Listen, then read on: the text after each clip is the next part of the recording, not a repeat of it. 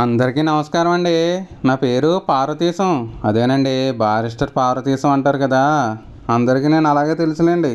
మాది మొగల్తూరులేండి, మీ అందరికీ తెలిసే ఉంటుంది. ఓసారి నాకు పెళ్లి సంబంధం వచ్చిందండి. ఆ విశేషాలు మీతో పంచుకుందారని అనుకుంటున్నానండి. నాకు నర్సాపురంలో చదువబ్బక ఫిఫ్త్ ఫారం మళ్ళీ చదవాల్సి రావడంతో మా నాన్న ఇంక నాకు పెళ్లి చేసేద్దాం అనుకున్నారండి. అలా సంబంధాలు చూస్తుండగా అదేదో పల్లెటూరు నుంచి ఓ సంబంధం వచ్చిందండి. మా నాన్నగారు వాకప్ చేయగా వారి సంగతి సందర్భాలు నచ్చాయి. కట్న కానుకలు కూడా బాగానే ముట్ట చెప్తా ఉన్నారండి. జాతకాలు కూడా అనుకూలంగా ఉన్నాయి అన్నారు. అందుకని నాకు కబురు చేసి నన్ను మా అమ్మని మా ఆయన్ని వెళ్ళి పిల్లని చూసి రమ్మని పంపించారండి. మేము అక్కడికి పడవ మీద కొంత దూరం, బండి మీద కొంత దూరం ప్రయాణం చేసి సూర్యాస్తమయానికి అక్కడికి చేరుకున్నాం. పెళ్లివారిల్లు తెలుసుకుని తిన్నగా ఆరింటికి వెళ్ళామండి. మేము వస్తున్నట్టు వాళ్ళకి తెలుసో లేదో, తెలిసినా వచ్చిన వాళ్ళు ఎక్కడికి పోతారులే అని నిర్లక్ష్యం ఏంటో కానండి, పిల్ల తండ్రి ఏలూరు కోర్టు పని మీద వెళ్ళాడని తెలిసింది. అయితే పిల్ల తల్లి, ఎదురింట్లో ఉన్న పిల్ల మేనమామ, పిల్ల మేనత్త అందరూ కలిసి పిల్ల తండ్రి తొందరలో వచ్చేస్తాడండి, ఈలోపు మీరు పిల్లని చూడండి, ఏం పర్వాలేదు అన్నారు. సరే అని మేము కూడా చూద్దామని అనుకున్నాం. ఓ పావుగంటలో పిల్లని అలంకరించి తీసుకొచ్చారు. పిల్లని చూసేసరికి మా నవనాడులు కుంగిపోయాండి. సన్నగా రివట్ల పొడుగ్గా ఉంది. మంచి నిగారింపుతో కూడుకున్న నలుపు, చింత చెట్టు ఆకుల కన్నా చిన్న కళ్ళు, పైగా నిద్రలేదేమో వాచిపోయినట్టు ఉన్నాయి కళ్ళు. సువిశాలమైన నోరు, అందులో సగభాగం ఉన్న నాసికా పుటాలు. ఇలా ఆ పిల్లని మేము ముగ్గురం చూడగానే మూర్ఛ వచ్చినట్టు అయిందండి. ఈలోపు పిల్ల మేనమామ ఒక హార్మోనియం తీసుకొచ్చి ఆ పిల్ల ముందుంచి పాడమన్నాడు.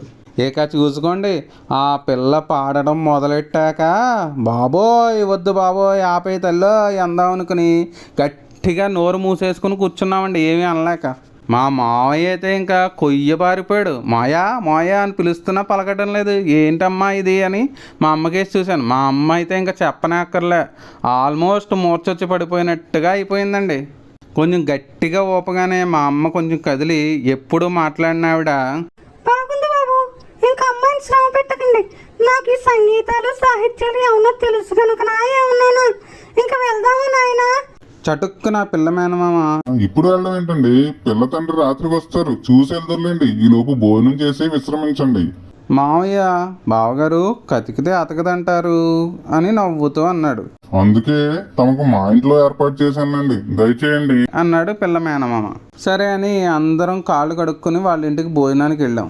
అక్కడ చూస్తే ఇంటి యజమాని పక్కన కూర్చున్నాం. ఇంటి యజమాని ఏమో భోజనం చేయట్లేదు.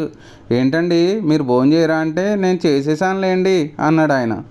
అవునా సరేలేండి అని మేము కూర్చున్నాం.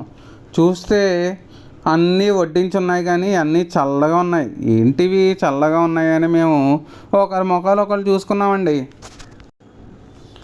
అయితే అందులో పనసకాయ కూర, అరటికాయ కూర, అల్లం పచ్చడి వగైరా అన్నీ ఉన్నాయి. కానీ చూసి మేము ఏమనకుండా భోజనం చేసాం. సగం భోజనం అయ్యేసరికి లోపల నుంచి ఒక ముసలావిడ, ఏమే వాళ్ళకి పాపం 2 అరిసెలు వడ్డించిపోయావటే, అన్నీ ఇలాంటి పనులే చేస్తావు, పెళ్లి చూపులు వచ్చిన వాళ్ళకి తీపి తినిపించొద్దా అని కోడల్ని హెచ్చరించడం మాకు వినపడింది. నాకు నువ్వు పచ్చడి నుంచి చాలా ఇష్టం, ఉంటే అది కాస్త కొంచెం వెయ్యండి అందామనుకుని ఎక్కడ మాట బయటకు వచ్చేస్తున్నాను, ఓ పెద్ద ముద్ద తీసుకుని నోట్లో పెట్టేసుకున్నాను. ఇంకా ఎలాగో అలాగా భోజనాల దగ్గర నుంచి కదిలి బయటకు వచ్చాం. నేను భోజనం గురించి ఎందుకు అంత శ్రద్ధగా చెప్పానో మీకు అర్థమైందా? వాళ్ళు పెట్టింది తద్దినం భోజనం అండి బాబు, మాకు తెలియదు అనుకున్నారో ఏంటో. మధ్యాహ్నం చేసిన తద్దినం భోజనం మిగిలిపోతే రాత్రి మాకు వడ్డించేశారు. గారెలు ఒక్కటి వేయలేదు. అంటే అవి వేస్తే అనుమానం వచ్చేస్తుంది అనుకున్నారో ఏంటో మరి. తీరా రాత్రికి ఎంత చూసినా పెళ్లి కూతురు తండ్రి రానే లేదు. మేము తెల్లవారుజామున లేచి మా ఇంటికి ప్రయాణం అయ్యాం. వారు ఏమీ అనలేకపోయారు, ఎందుకంటే రాత్రి అంతా రాలేదు కదా పిల్ల తండ్రి, ఇంకేమంటారులేండి. తర్వాత ఆ సంఘటన తలుచుకుని పగలబడి నవ్వుకునేవాళ్ళం అండి. అలాగా పిల్ల గొంతు గురించి, ఆ పిల్ల అందం గురించి మావయ్య నేను అలా సరదాగా చమక్కులు వేసుకుంటూ నవ్వుకుంటూ తిరిగి ఇంటికి వెళ్ళామండి. అది జరిగిందండి మా పెళ్లి చూపులు.